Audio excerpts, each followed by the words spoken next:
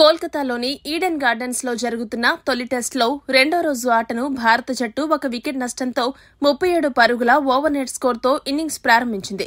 KL Rahul 13 పరుగులతో కొత్త one down బ్యాటర్గా promote అయిన వాషింగ్టన్ సుందర్ 6 పరుగులతో క్రీజులోకి వచ్చారు. తొలి గంట పాటు వీరిద్దరూ దక్షిణాఫ్రికా బౌలర్లను ముఖ్యంగా మార్కో జాన్సన్ మరియు కేశవ్ మహారాజ్లను ఎంతో ఓపిగ్గా జాగ్రత్తగా ఎదుర్కొన్నారు. స్కోర్ బోర్డు నెమ్మదిగా కదిలినా వికెట్ పడకుండా చూసుకోవడానికే వారు ప్రాధాన్యతనిచ్చారు. సుందర్ తన నైపుణ్యాన్ని ప్రదర్శిస్తూ కొన్ని మంచి షాట్లతో 29 పరుగులు చేసి రాణించాడు. అయితే డ్రింక్స్ బ్రేక్ తర్వాత బౌలింగ్కి వచ్చిన స్పిన్నర్ సైమన్ హార్మర్ సుందర్ను బోల్తా కొట్టించాడు. హార్మర్ వేసిన బంతి టర్న్ అయ్యి సుందర్ బ్యాట్ అంచును తాకగా స్లిప్లో ఐడెన్ మార్క్రమ్ అద్భుతమైన క్యాచ్ పట్టడంతో భారత్ 75 పరుగుల వద్ద రెండో వికెట్ను కోల్పోయింది. సుందర్ అవుట్ అయిన తర్వాత క్రీజులోకి వచ్చిన కెప్టెన్ శుభ్మన్ గిల్ రూపంలో భారత్కు ఊహించని ఎదురుదెబ్బ తగిలింది. హార్మర్ బౌలింగ్లో ఒక బౌండరీ బాదిన వెంటనే గిల్ మెడనొప్పితో తీవ్రంగా ఇబ్బంది పడ్డాడు.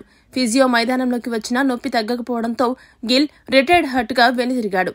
ఇది భారత క్యాంపులో ఆందోళన కలిగించింది. మరి గిల్ గాయం ఎంత తీవ్రమైంది, మళ్లీ తిరిగి బ్యాటింగ్కు వస్తాడా లేదా అన్న విషయంలో ఇంకా క్లారిటీ లేదు. ఒకవేళ గిల్ గాయం తీవ్రమైందైతే అది ఇండియాకు భారీ ఎదురుదెబ్బనే చెప్పాలి.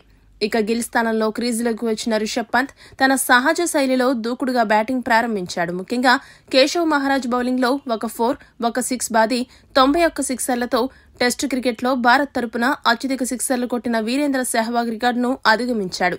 అయితే పంత్ దూకుడు ఒకవైపు సాగుతుండగానే మరో ఎండ్లో నిలకడగా ఆడుతున్న కేఎల్ రాహుల్ 39 పరుగుల వద్ద కేశవ్ మహారాజ్ బౌలింగ్లోనే అవుట్ అయ్యాడు. రాహుల్ ఆడిన బంతి స్లిప్లో ఉన్న మార్కరమ్ చేతికి చిక్కడంతో భారత్ 109 పరుగులకే 3 వికెట్లు కోల్పోయింది. ఈ పరిస్థితుల్లో రిషబ్ పంత్ మరియు రవీంద్ర జడేజా ఇన్నింగ్స్ను తిరిగి నిర్మించడం మొదలుపెట్టారు. ముఖ్యంగా పంత్ తన సహజ శైలిలో దూకుడుగా ఆడాడు. స్పిన్నర్లను లక్ష్యంగా చేసుకుని సిక్సర్లు, బౌండరీలు బాదాడు. మరోవైపు జడేజా అతనికి మద్దతుగా నిలిచాడు. ఇదివరకే 300 కంటే ఎక్కువ వికెట్లు తీసిన జడేజా ఈ రోజు మ్యాచ్లో చేసిన పరుగులతో టెస్టుల్లో 4000 పరుగులను పూర్తి చేసుకున్నాడు. ఇదే క్రమంలో టెస్టు క్రికెట్ చరిత్రలో అత్యంత అరుదైన రికార్డును జడేజా తన ఖాతాలో వేసుకున్నాడు. టెస్టు క్రికెట్ చరిత్రలో 4000 పరుగులు మరియు 300 వికెట్లు సాధించిన ఎలైట్ క్లబ్ ఆటగాళ్ల జాబితాలో చేరాడు. ఈ రికార్డు సాధించిన 4వ ఆటగాడిగా మరియు కపిల్ దేవ్ తర్వాత 2వ భారతీయుడిగా జడేజా చరిత్ర సృష్టించాడు.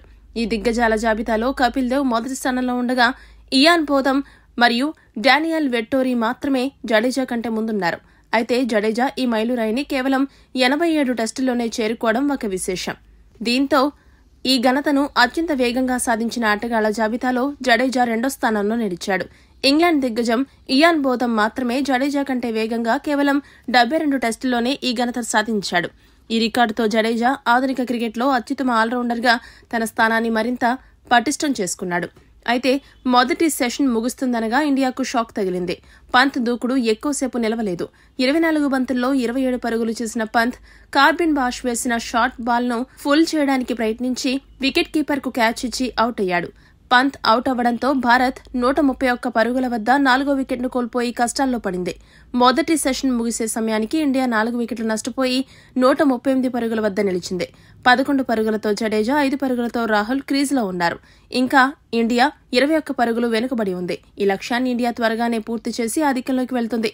కానీ ఎంత ఆధిక్యం సాధిస్తుందనేది ముఖ్యం. ఎందుకంటే ఈ పిచ్పై 4వ ఇన్నింగ్స్ ఆడడం నరకం అనే విషయం అర్థమవుతుంది. మరి ఈ పరిస్థితుల్లో మిగిలిన బ్యాటర్లు ఎలా ఆడతారో వేచి చూడాలి.